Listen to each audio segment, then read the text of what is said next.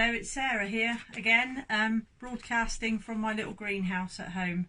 Today I'm going to show you a bit of propagation of softwood cuttings. Okay, so you might have some of this plant material in your garden. This is osteospermum, this is lavender, and this is catmint or lepita. You can take cuttings from any of these at this time of year and they will root with any luck and produce plants similar to these, which are cuttings I took last autumn. I've now rooted. Okay, so you can use any container for this pretty much, as long as it's got some holes in the bottom. And I'm going to show you some containers that I've recycled, as it's quite difficult to get horticultural materials at the moment.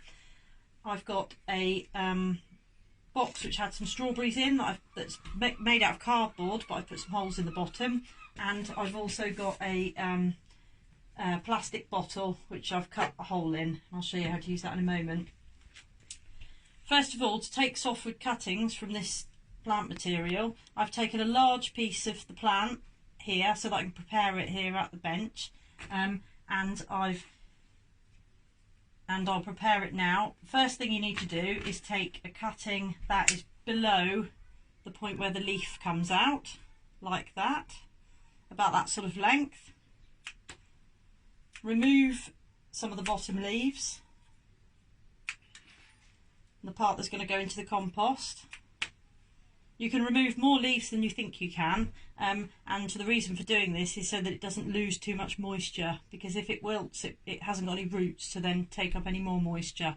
So, and the point at which the leaves come out are the point at which it will grow roots. Okay, so then you would put that in the compost. Some of the cuttings you might want to use a slightly deeper container.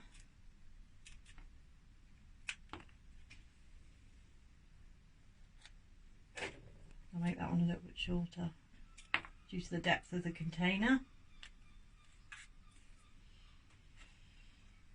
If you've got any flowers on the material, then you need to remove those. That's quite important. Your flowering material doesn't root very well. And you can actually rip the leaves off. That's also fine. And then with the lavender, exactly the same.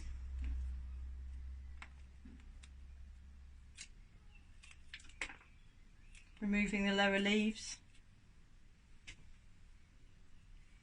If they're softer cuttings, you might want to make a little hole for them to go into. I'm just using ordinary scissors for this. You can use secateurs, but scissors are actually quite useful.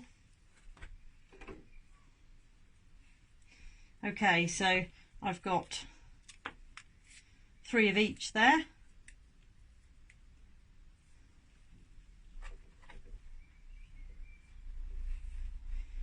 If you're going to use the plastic container, what you would need to do is you need to put some compost in the bottom of it. So I'll just do that in a moment.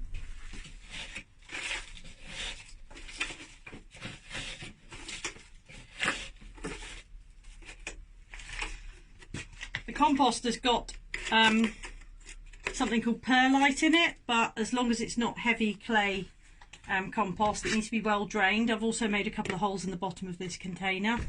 This is perfect because it makes sure that the plants don't lose too much moisture, because it provides a humid environment, a bit like a mini glass house. Exactly the same technique, and then you put the cuttings in.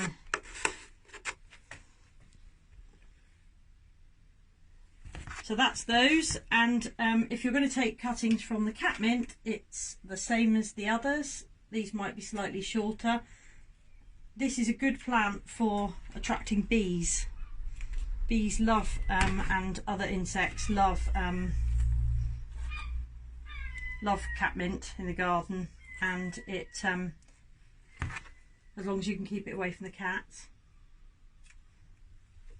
It's very easy to root.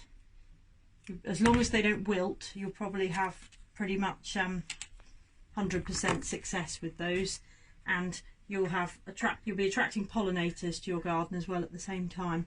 Once you've finished and you filled the tray up, make sure you water it really well, because like I say, they can't dry out, and then label it so you know what the plant is.